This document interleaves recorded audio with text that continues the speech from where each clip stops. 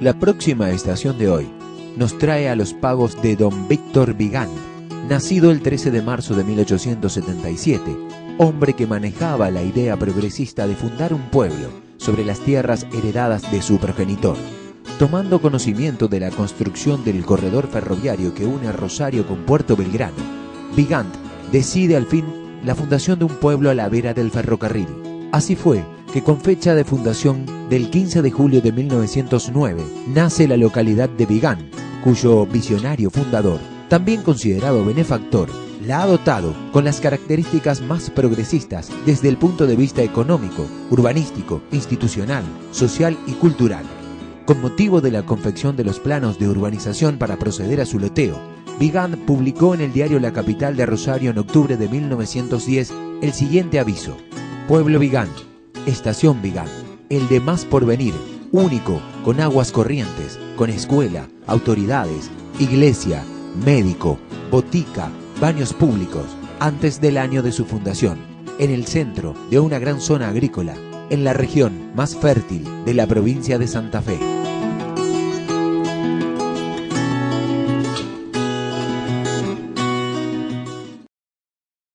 La próxima estación de hoy nos trae a Vigand para poder conocer, para poder llevarles a ustedes y de alguna manera hacer de nexo entre las historias y la identidad que cuentan los habitantes de aquí y nosotros que lo queremos llevar y ponerlo en la pantalla. En este caso, siempre necesitamos algún colega, compañero, algún historiador, alguien que pueda ofrecernos su palabra para identificar a esta comunidad. Julio, ¿cómo te va? ¿Cómo andás? ¿Qué tal? Buen día, muchas gracias por venir a visitarnos y bueno, dispuesto a ofrecerle a ustedes humildemente todo lo que podamos para contarle un poco lo que significa ser vigandense, ¿no? Claro, que de alguna manera es lo que termina diciendo siempre el programa. Uno arranca por aquellos primeros colonos, habitantes que llegaron aquí. En este caso, Vigand tiene 100 años, 101. Cumplió 100 años desde su fundación oficial, data desde el día 15 de julio de 1909. Y hay un personaje trascendente en toda esta historia que fue nuestro fundador, don Víctor Aureliano Vigand, nacido en Pavón, con familia de origen francesa, en el año 1877. Y bueno, en aquel entonces, cuando se produce la fundación de nuestro pueblo, todo este territorio era disputado por poblaciones que ya tenían antecedentes, como Chavás, como Alcorta. Las lindantes. Claro, bueno, a partir de una compra que había hecho su padre, bueno, don Víctor Vigand hereda todo este territorio ubicado sobre, digamos, al sur de la margen derecha del río Saladillo. Y bueno, y la sede de alguna manera administrativa de toda esta zona era Chavás. Y él llega a los 18, 19, 20 años, se sitúa en Chavás, allí contrae enlace con una mujer muy distinguida, procedente de la ciudad de Rosario, una familia tradicional de Rosario, la familia Ricardone, que finalmente termina dándole el nombre a nuestra escuela primaria, ¿no? Ella se llamó Octavia Ricardone, de Vigand.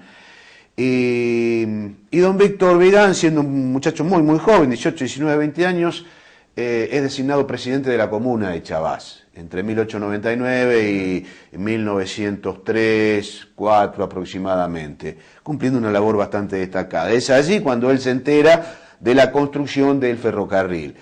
Y bueno, sabedor de que la línea férrea iba a pasar a la vera de sus campos, él, bueno, dispone toda su atención en la fundación de un nuevo pueblo, ¿no? Que se iba a llamar Vigand. Siempre dijo él que lo hacía en homenaje a su padre, don Honorio Vigand, que había sido un pionero, que había llegado a la Argentina mucho tiempo antes y que falleció en 1887, siendo don Víctor un pibito de 10 años. Y bueno, y así se establece entonces la creación del pueblo. ¿Alrededor de qué lugar? De la estación ferroviaria. O para allá, para aquí, para adelante, para atrás. Exactamente, bueno, esto tiene que ver con la historia económica de la Pampa Húmeda, ¿no? Dentro de lo que es el marco de país agroexportador, establecido a partir de la generación del 80, dada la División Internacional del Trabajo, a la Argentina le corresponde ese rol.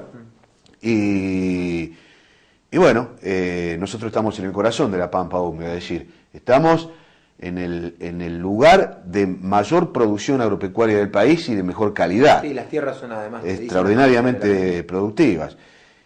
Y bueno, y es así entonces como comienza a generarse la colonización, que ya había empezado con el padre de don Víctor, pero que se desarrolla ampliamente a partir de su gestión.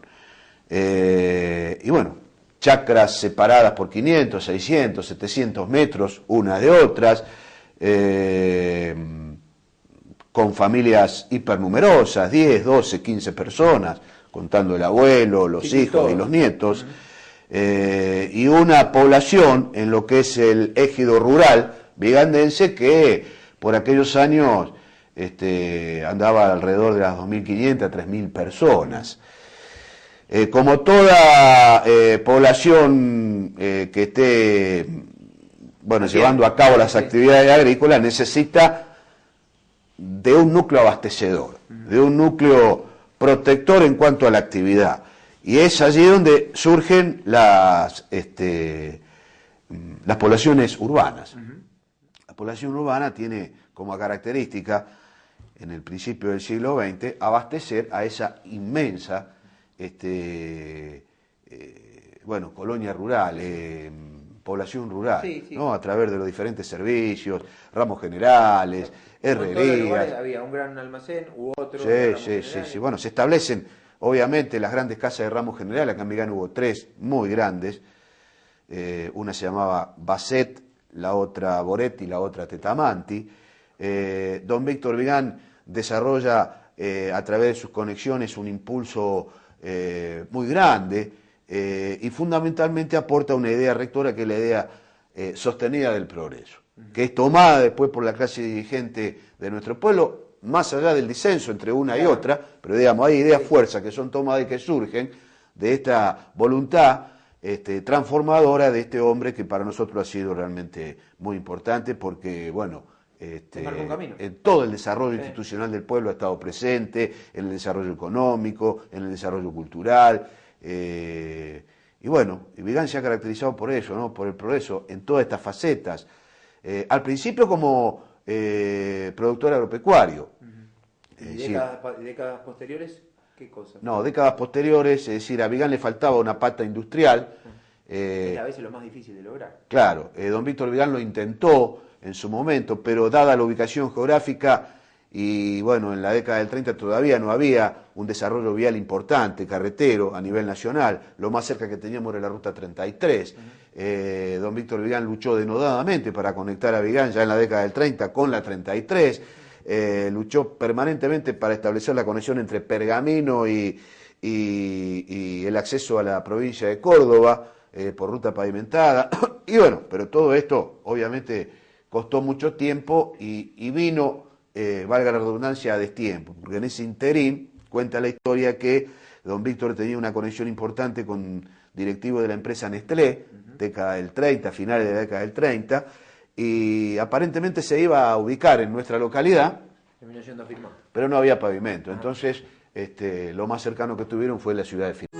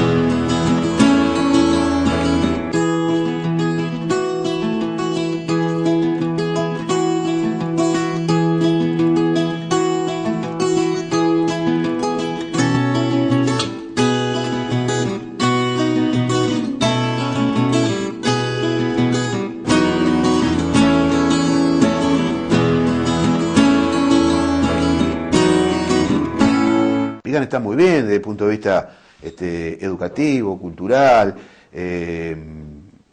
Bueno, esto tiene que ver también con todo un desarrollo histórico. Hemos tenido centros culturales importantísimos ya del año 16, 17 en adelante, ¿no? Centros teatrales. Esto te iba a preguntar, tiene una relación con la cultura muy buena. Muy grande, sí. Acá hubo un centro cultural, un centro artístico teatral, que fue el Centro Artístico Thalía, que duró que después tuvo sus continuadores en otras ramas, ¿no?, del teatro, pero la institución como tal tuvo su vigencia durante 30 o 40 años, tenía una organización realmente formidable. ¿Desde qué década empezó a trabajar? ¿50? No, estamos hablando del año 17, 18 hasta el año 50 más o menos. Mismo de la comunidad. Claro, bueno, se crearon centros culturales en relación a la creación de bibliotecas. Esto estaba ligado a las, digamos, a las comunidades que venían, digo, italianos, españoles. ¿Quién arrastraba más en esta comunidad? Nosotros tuvimos, es decir, ¿cómo se conforma Vigán? Bueno, con la llegada del inmigrante que viene a ser la América, mayoritariamente italianos y españoles, en menor medida croatas, franceses, vinieron árabes, los famosos turcos que le llamábamos nosotros, pero que en realidad son de origen árabe.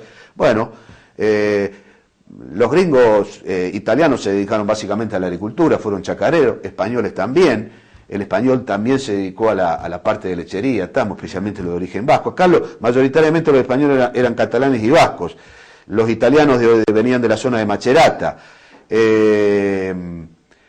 Y hubo también una migración interna, nacional, criolla, ¿no? Del norte de Santa Fe, Entre Ríos, Santiago del Estero, era el criollo que venía a aportar la mano de obra. Claro, que esto se produce cuando la comunidad también empieza a avanzar. Exactamente. Y bueno, ahí se desarrolla una interacción cultural.